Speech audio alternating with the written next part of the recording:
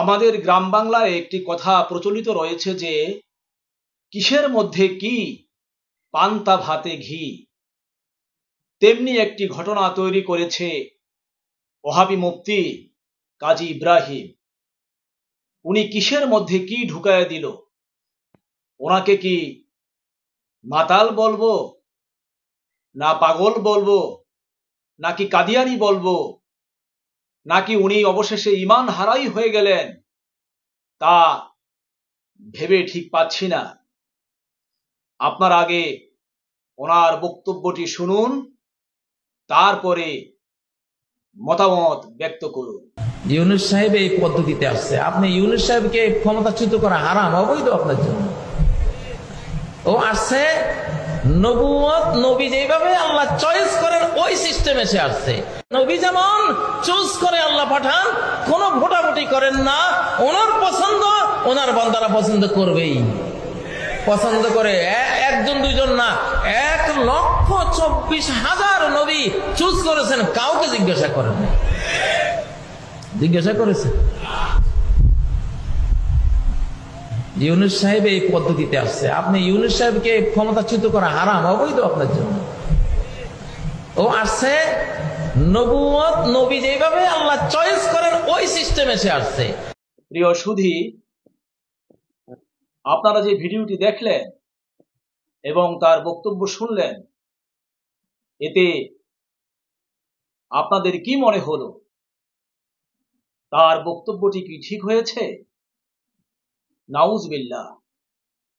উনি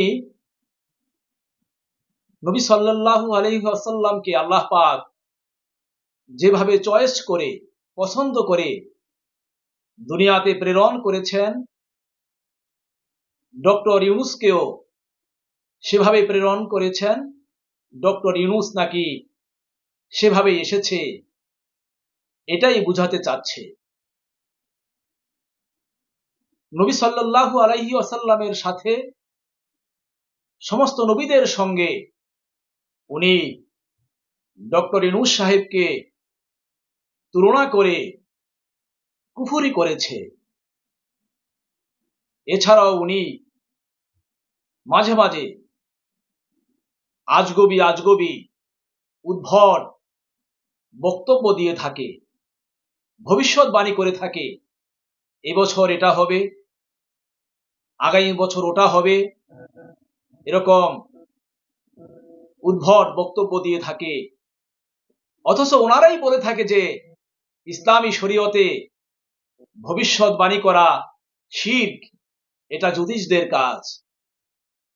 তাহলে কেন এই ভবিষ্যৎবাণী উনি করে থাকে? ওনার কথাবার্তা শুনে মনে হয় যে আসলে উনি একজন পাগল শ্রেণীর লোক। আমার কথা হচ্ছে যে নবী সাল্লাল্লাহু আলাইহি ওয়াসাল্লামের সাথে যেহেতু উনি ডক্টর ইউনুস সাহেবকে তুলনা করেছেন, দুনিয়াতে আসার ব্যাপারে তুলনা করেছেন, আবার উনি বলছেন যে ডক্টর ইউনুস সাহেবকে আমি এটা বলেছি, মাত্র একটা এক্সাম্পল দিয়েছি, একটা এক্সাম্পল দেওয়ার জন্য, উদাহরণ দেওয়ার জন্য একথা বলেছি। কেন? আপনি কি অন্য কোনো উদাহরণ খুঁজে পান না? অন্য লোকের সঙ্গে উদাহরণ দেওয়া যেত না?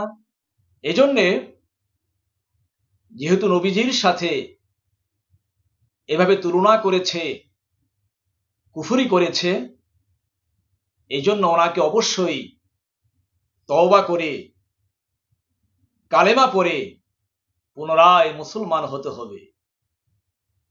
কারণ নবীজি সাল্লাল্লাহু আলাইহি ওয়াসাল্লামের সাথে গোস্তাখি করলে, বেয়াদবি করলে, নবীজির সম্মান নষ্ট করলে তার আর ঈমান থাকে না। এটাই সুন্নিদের আকীদা, এটাই আহলে সুন্নাতুল জামাতের আকীদা। আবার বলছে ডক্টর ইউনুসকে ক্ষমতাচ্যুত করলে হারাম হবে। কি মন গড়া ফতোয়া দিচ্ছে! এটা কি কোনো মুফতির ফতোয়া হলো? এ সমস্ত ফতোয়ার কি কোনো প্রয়োজন রয়েছে? উনি এ ধরনের দালালি করে, চামচামি করে অবশ্যই কিছু পেতে চাচ্ছে, আর তা এদেশের বিবেকবান জাগ্রত জনতা তা সহজেই বুঝতে পারে।